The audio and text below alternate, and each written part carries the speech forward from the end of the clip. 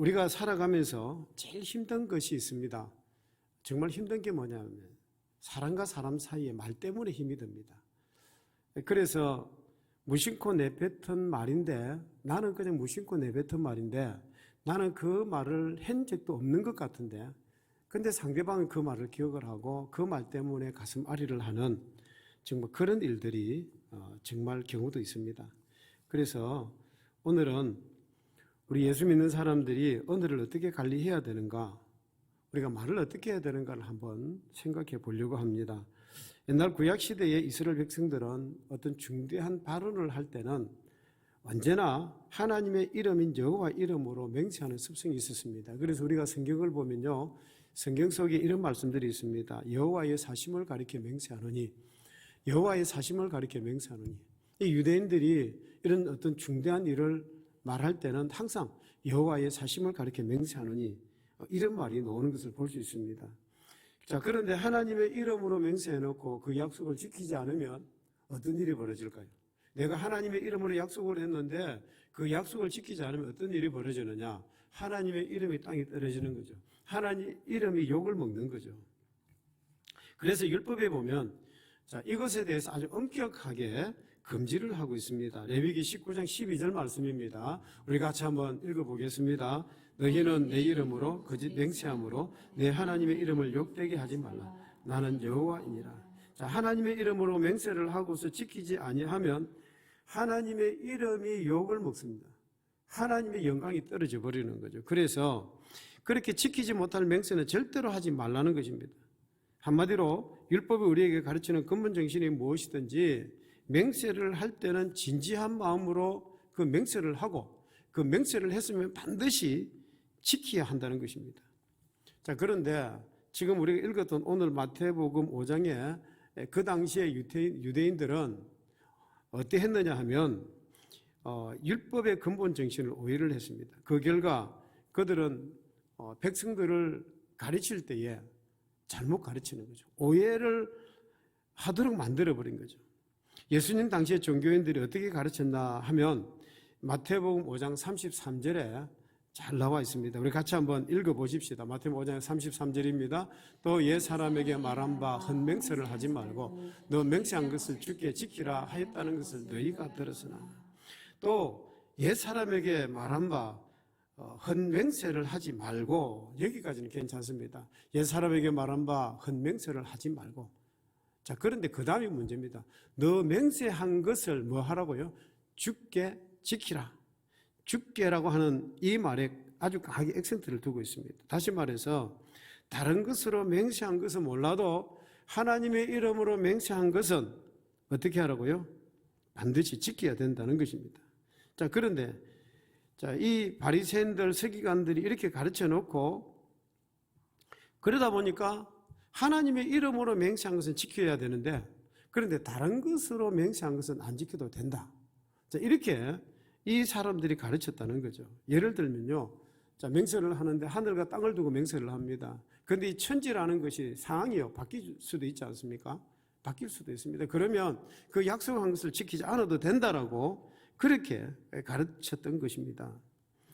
자, 이것이 예수님께서 잘못된 것이라는 거죠. 그래서 서기관들과 바리새인들의 가르침으로 인한 잘못된 내용이 마태복음 23장 16절에서 22절에 이렇게 기록이 되어져 있습니다. 우리 같이 천천히 한번 읽어보십시다. 하 있을진저 눈먼 인도자여 너희가 말하되 누구든지 성전으로 맹세하면 아무 일 없거니와 성전의 금으로 맹세하면 지킬지라 하는도다. 어리석은 맹인들이여 어느 것이 크냐? 그 금이냐? 그 금을 거룩하게 하는 성전이냐? 너희가 또 이르되 누구든지 제단으로 맹세하면 아무 일 없거니와 그 위에 있는 예물로 맹세하면 지킬지라 하는도다. 맹인들이여 어느 것이 크냐? 그 예물이냐? 그 예물을 거룩하게 하는 제단이냐? 그러므로 제단으로 맹세하는 자는 제단과 그 위에 있는 모든 것으로 맹세하며 또 성전으로 맹세하는 자는 성전과 그 안에 계신 이로 맹세하며 또 하늘로 맹세하는 자는 하나님의 보좌와 그 위에 앉으신 이로 맹세함이니라. 여러분, 이 본문의 말씀을 가만히 보면 자, 성전으로 맹세합니다. 내가 성전을 두고 맹세한다. 내가 이 약속을 지키겠다. 자, 그런데 그렇게 하면 아무 일 없거니와 성전의 금으로 맹세하면 지킬지라 하는도다. 이게 성전 안에 보면 이렇게 금덩어리로 만든 것들이 있는 거죠. 그 성전으로 맹세한 것은 안 지켜도 되지만 성전에 그 금덩어리로 맹세한 것은 지켜야 된다는 거죠. 내가 금을 내겠습니다. 그럼 그 금은 내야 된다는 거죠. 이 사람들이 지금 17절에 보면 어리석은 맹인들아 어느 것이 크냐? 성전이 크냐? 그 안에 있는 조그만 금이 크냐? 이 말을 하고 있는 거죠.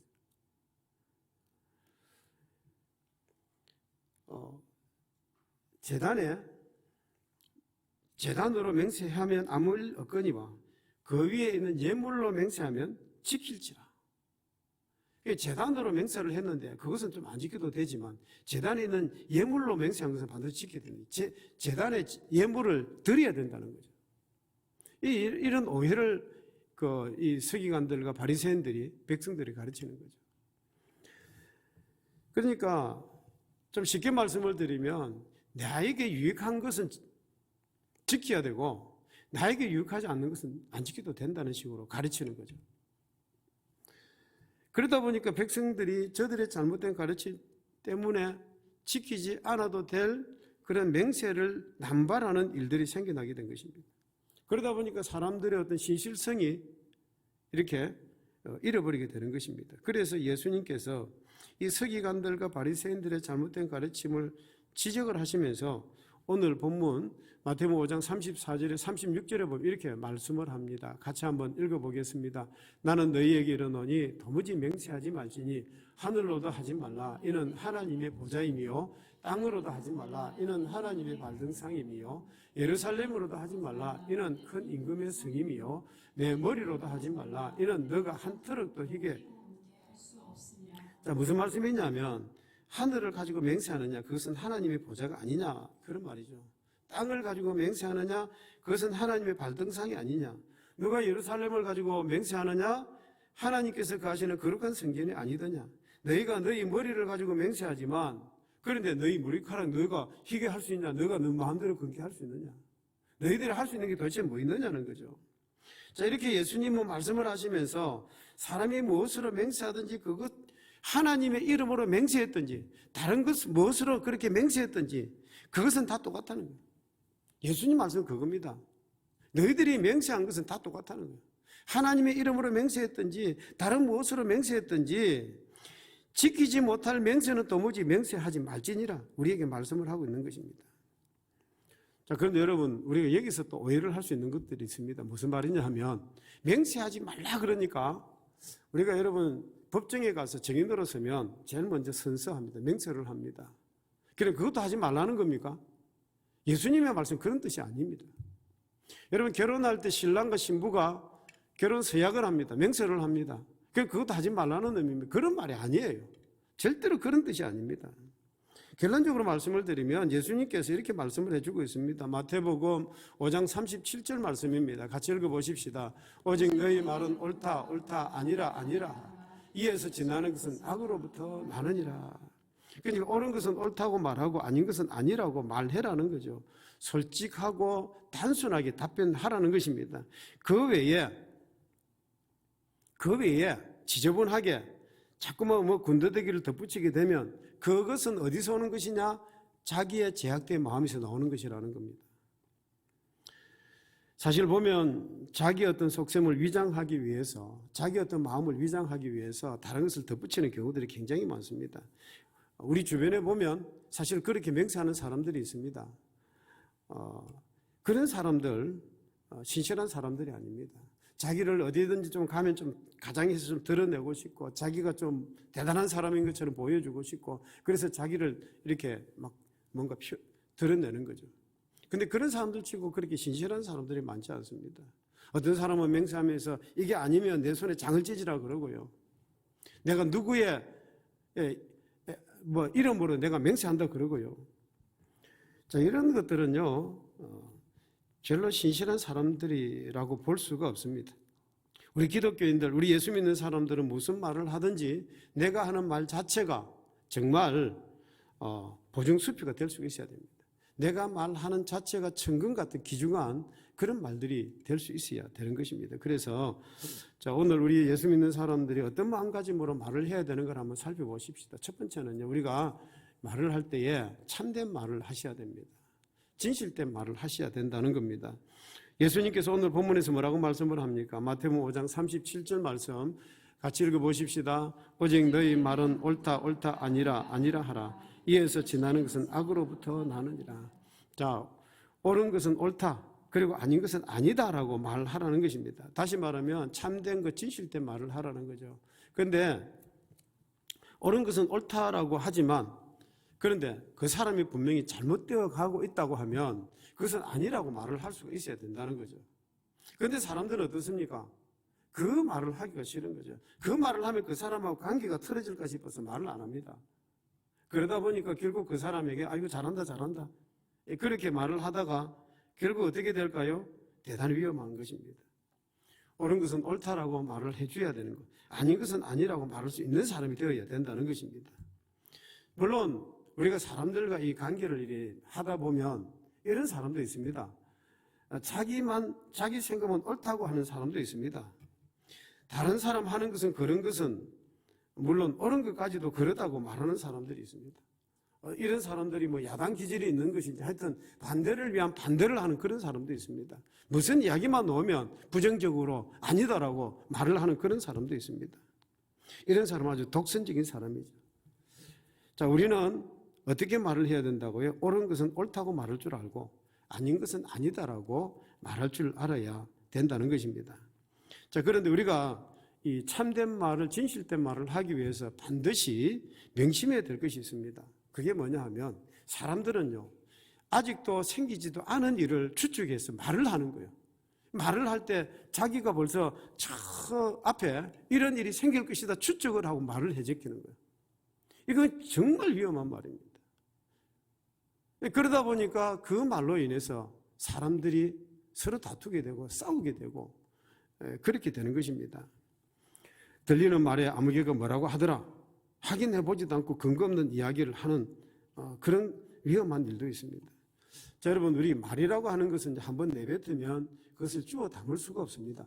말은 한번 내뱉으면 절대로 주워 담을 수가 없습니다.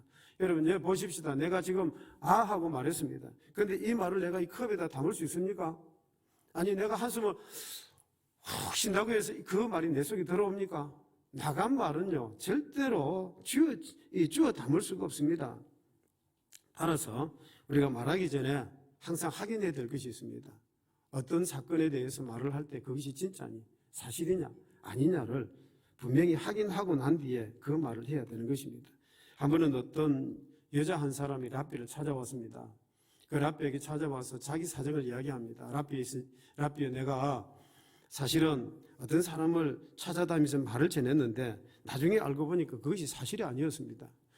그래서 내가 가만히 생각해 보니까 내가 전한 말 때문에 그 당사자가 얼마나 마음이 아프고 상처가 되고 힘들까 이런 생각이 듭니다. 어떻게 하면 내가 그 사람에게 다시 속죄를 할 수 있겠습니까? 하고 말을 했더니 그 랍비가 그 말을 듣고서 가만히 나가더니요, 닥터를 하는 것도 가져옵니다. 그러면서 그 여자에게 주면서 당신이 말을 전했던 그 사람들 집 대문 앞에 가서 닥터를 하나씩 다 얹어놓고 오세요. 그러면 됩니까? 그래 그렇게 하라고. 그래서 랍비의 말대로 닥터를 들고 자기가 말을 전했던 그 사람 대문에다가 하나씩 닥터를 다 놓고 왔습니다. 오면서 마음이 좀 가벼워집니다. 내가 뭔가 속죄를 좀 한 것 같습니다. 랍비요, 내가 다 시킨 대로 다 했습니다. 하고 그랬더니 아직도 이 랍비가 고개를 흔들면서 한 가지 더 해야 될 것이 있습니다. 그게 뭔데요? 그러니까 이제는 당신이 가서 닥터를 낳고 온 데 가서 그 닥터를 다 찾아오십시오. 그도 해소해 오십시오. 이 여자가 닥터를 찾으러 그 대문간에 가니까 닥터리 있습니까? 바람에 날려 다 가버리고 없는데 어디서 그 닥터를 찾습니까?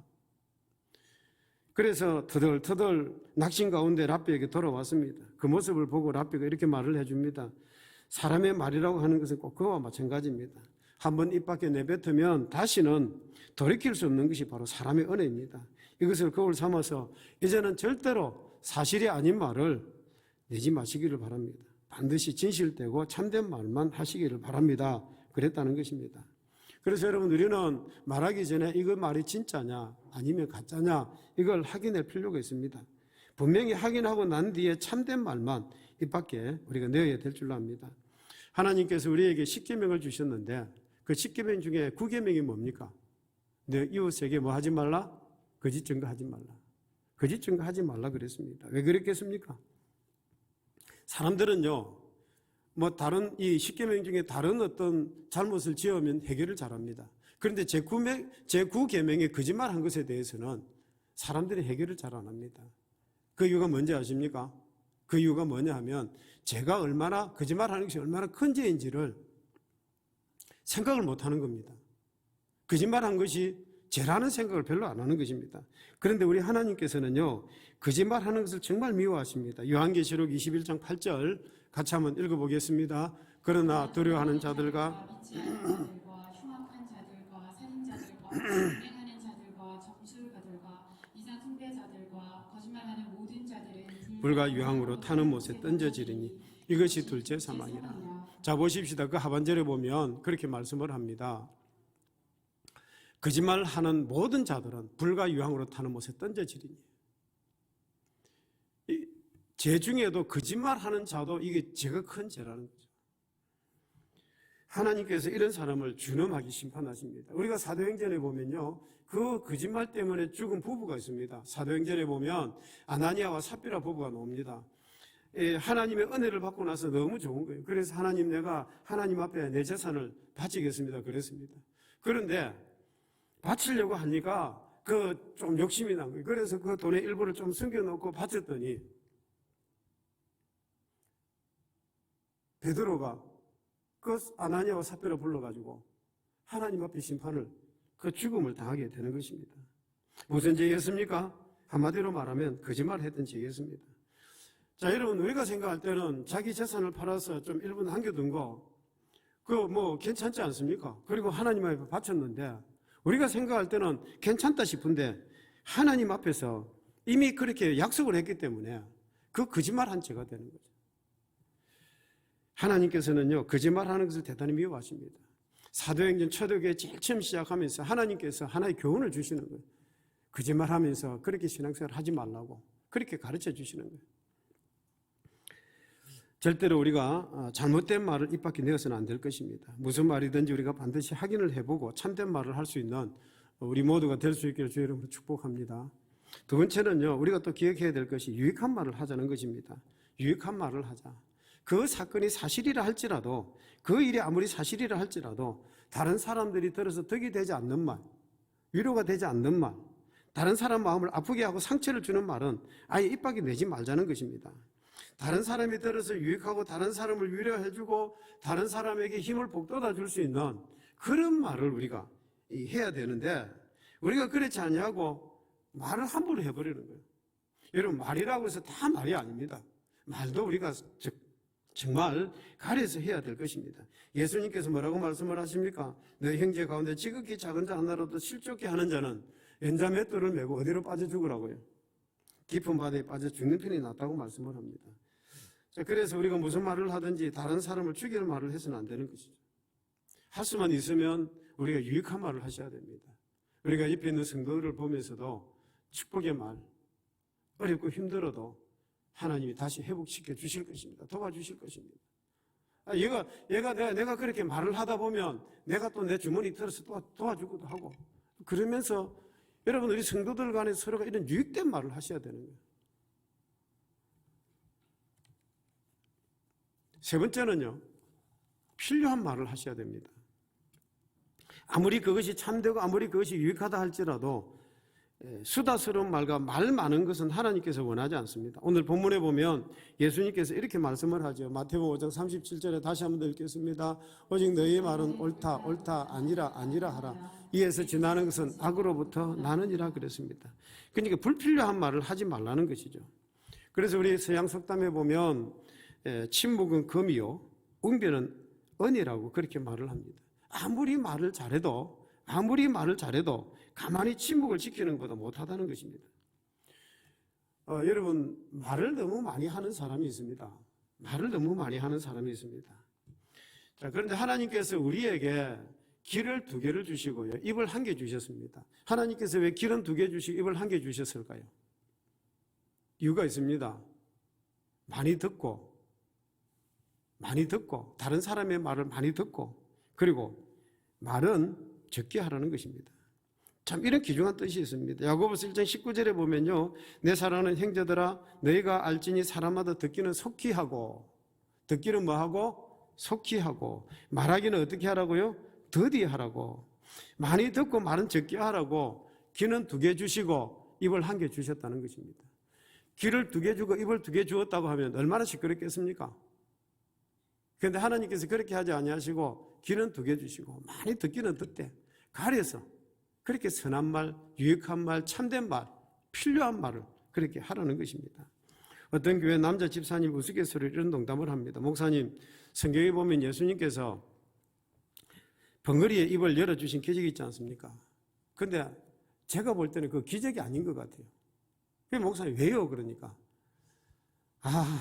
참 말 많은 우리 마누라 수다쟁이 우리 마누라 입 좀 다물게 해주시는 것이 훨씬 더 기적인 것 같습니다. 그렇게 말을 하더랍니다. 얼마나 부인이 수다를 많이 떨면 그렇겠습니까? 그 수다가요 교회에서뿐만이 아니고 어디든지 가면 말이 너무 많으니까 말 때문에 사고를 치는 거죠. 어떤 교회에서 실제 있었던 이야기입니다. 목사님께서 예배를 마치시고 교인들하고 이제 인사를 나누고 있습니다. 그런데 인사를 다 마칠 때가 어떤 여자 집사님 한 분이 거기 앞에 서 계시는 거예요.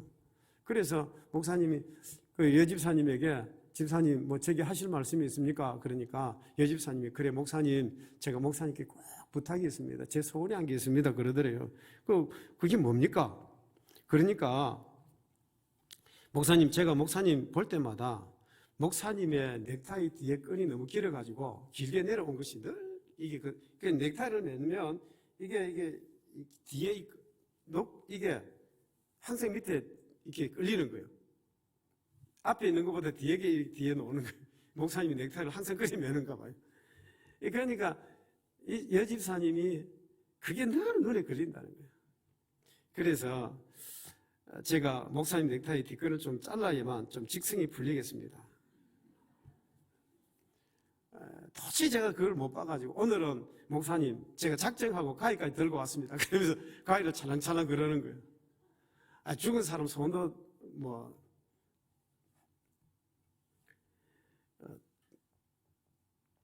그렇게 들어준다는데 산 사람 손 못 들어주겠느냐고 그러면서 집사님이 그렇게 원하시면 집사님 자르세요. 그러면서 이걸 주었습니다. 그리고 가위로 싹둑 자르는 거예요. 집사님 기분이 아주 흐뭇해가지고 있는데 목사님이 또 집사님께 말씀을 합니다. 집사님 저도 소원이 한 가지 있습니다. 뭔데요? 이렇게. 집사님 가위를 저한테 좀 주십시오. 저에게 뭐 자를 게 있습니까? 예. 가위를 주니까요 집사님 입을 좀 벌리십시오. 집사님 혀가 한 3cm를 더 긴 것 같아요. 혀를 한 3cm 잘라야 되겠다. 얼마나 우리 그 집사님이 놀랐겠습니까? 여러분 말이라고 해서 다 말이 아닌 줄 압니다. 꼭 필요한 말만 해야 되는 거죠. 야고보서 1장 26절 우리 같이 한번 읽어보십시다. 누구든지 스스로 경건하다 생각하며 자기 마음을 속이면 이 사람의 경건은 헛것이라. 그러니까 자기 혀를 제갈 물리지 아니하고 그렇습니다. 함부로 혀를 놀리는 사람은요 이 사람이 믿음이 있다라고 하지만 사실 믿음이 있는 사람이라고 말할 수가 없습니다. 믿음이 있는 사람은 절대로 혀를 함부로 놀리지 않습니다. 말을 함부로 하지 않습니다. 우리가 병원에 가면 의사가 입을 벌리라고 합니다. 그리고 불을 비춰서 그 입이 어떻는지 진짜 병이 있는지 혓바닥을 쳐다보면서 그 병을 진단을 하는 거죠. 여러분 그 사람의 혀를 놀리는 것을 보면 그 사람의 신앙의 인격 또 신앙의 깊이를 우리가 알 수가 있습니다. 우리가 한번 우리가 신앙생활을 하면서 우리의 혀를 한번 이렇게 점검해 보면 좋겠습니다. 혹시 내 혀가 너무 풀려 있지는 않는지 함부로 말을 함부로 하지는 않는지 한번 재갈을 좀 먹여야 되지 않겠습니까? 혀를 붙들어 매야 되지 않겠습니까? 특별히 우리 성도님들은 이 우리가 하봉교회라고 하는 공동체 안에서 살아갑니다. 하봉교회라고 하는 공동체 안에서 살아갑니다. 그러니까 우리 하봉교회 공동체 안에서 살아가는 여러분들은 우리 하봉교회 가족들이죠. 그런데 어떤 성도는 보면 꼭 다른 교회 성도를 만나가지고 하봉교회 욕을 하는 사람들이 있어요. 뭐 목사가 어떻다, 장로가 어떻다, 권사가 어떻다, 교회가 뭐 마음에 드냐 안 드니 아니, 왜 남의 교회 성도에게 왜 그런 이야기를 왜 합니까? 기도해 줘야 될 일이면 그냥 기도하면 되지. 왜 남의 교회에서? 그런데 그 이야기들이 또 내게 또 다 들려요. 그러니까 우리가 이 말을 하는 걸 정말 조심해야 된다는 거죠. 여러분, 구약에 나오는 이사야 6장에 보면 선지자 이사야가 성전에서 기도하는 가운데 이상을 봅니다. 어떤 이상을 봅니까? 하나님이 보좌 성전 앞에, 근데 천사들이 거룩하다 하면서 막 이렇게 찬송을 하는 모습들이 보입니다. 그리고 그 선지자 이사야가 자기 자신을 보게 됩니다. 그 하나님의 보좌 앞에 자기가 있는 모습을 보게 되는 거죠. 그 모습을 보는 순간 이사야 선지자가 탁 깨닫습니다. 아, 이제 내가 망하게 되었도다. 나는 정말 입술이 부정한 자로다. 자기 스스로 그런 어떤 깨달음이 온 거죠. 이제 나는 죽게 되었구나. 하루다 나의 망하게 되었도다. 나의 입술은 정말 부정한 자로다. 이 사실을 깨닫게 되었다는 거죠. 이사야가 단식하고 있을 때 그 거룩하다 찬송하는 천사가 제단에 있는 숯불을 들고 와가지고 그 이사야 선지자 입에다가 태워버립니다. 그러면서 이렇게 외치게 됩니다. 우리 이사야서 6장 7절 말씀 같이 읽어보십시다. 그것을 너 입술에 대며 이르되 보라 이것이 내 입에 닿았으니 내 악이 제하여졌고 너 죄가 사하여졌느니라. 이제는 너의 악이 제하여졌고 너 죄가 사함을 받았느니라 말씀을 합니다. 여러분, 오늘 이 시간 우리의 입술에 성령의 불이 좀 태워져서 우리가 좀 거룩하고 거듭난 우리의 입술이 되면 좋겠습니다. 우리가 말을 할 때도 정말 참된 말, 진실된 말, 정말 유익된 말, 그런 축복의 말, 위로의 말, 그런 말을 우리가 할 수 있어야 되지 않겠습니까? 그런데 우리는 그러지를 못하고 어떻게 합니까? 남을 시기하고 중상모략하고 남의 마음을 아프게 하고, 참 이게 우리의 입술이지 않습니까? 그래서 이 시간에도 여러분, 우리의 입술을 좀 성령의 불로 좀 살려서서 내 입술이 좀 거듭나게 해달라고. 그래서 다른 사람에게 이렇게 막 상처를 주고 다른 사람 마음을 아프게 하고 막 시기하고 중상모략하는, 남을 성토하는 그런 입술이 아니라 정말 내 입술을 통해서 다른 사람을 위로하고 다른 사람에게 힘을 주고 용기를 주고, 정말 그렇게 내 입술이 하나님을 찬양하고 하나님 정말 말씀을 읽고 전도하는 그런 우리 입술이 되게 해달라고, 여러분 그런 성도가 되면 좋겠습니다. 제 자신부터 좀 그렇게 변하기를 원합니다. 저만 변하는 것이 아니라 우리 성도님들이 좀 그렇게 변하기를 주의 이름으로 축복합니다. 아무쪼록 성령께서 여러분의 입술을 태워주시기를 주의 이름으로 축복합니다. 세 가지를 생각했습니다. 우리가 말을 할 때 어떤 말을 해야 된다고요? 참된 말을 하고, 두 번째는요, 필요한 말을 하고, 세 번째는 유익한 말을 하고, 우리가 하는 그 말을 통해서 여러분 사람들이 힘을 얻게 되는 거죠. 참 여러분이 교회라고 하는 이 단체는, 공동체는 보면 정말 다양한 사람들이 모였습니다. 정말 다양한 사람들이 모였습니다. 그 다양한 사람들이 모였기 때문에 성질도 다르고 생각도 다르고 우리가 자라는 환경도 다르고 우리가 살아가는 모습들이 다 다른 사람들이 모였습니다. 그런데 우리가 뭐 때문에 모였습니까? 예수 그리스도. 이게 그 예수 그리스도 때문에 우리가 모였지 않습니까? 그렇다고 하면 우리가 이 하봉교회라는 공동체 안에서 예수 그리스도 때문에 우리가 서로 시기하고 미워하고 모략하고 중상하고 남을 막 성토하고 남의 마음을 아프게 하는 자가 아니라 예수 그리스도 때문에 우리가 다른 사람을 위로해주고 힘을 주고 용기를 주고 막 칭찬도 해주고 축복도 해주고, 우리가 하나님의 이름으로 찬양도 하고 기도도 하고 예수 그리스도 이름으로 모인 자들이 아닙니까?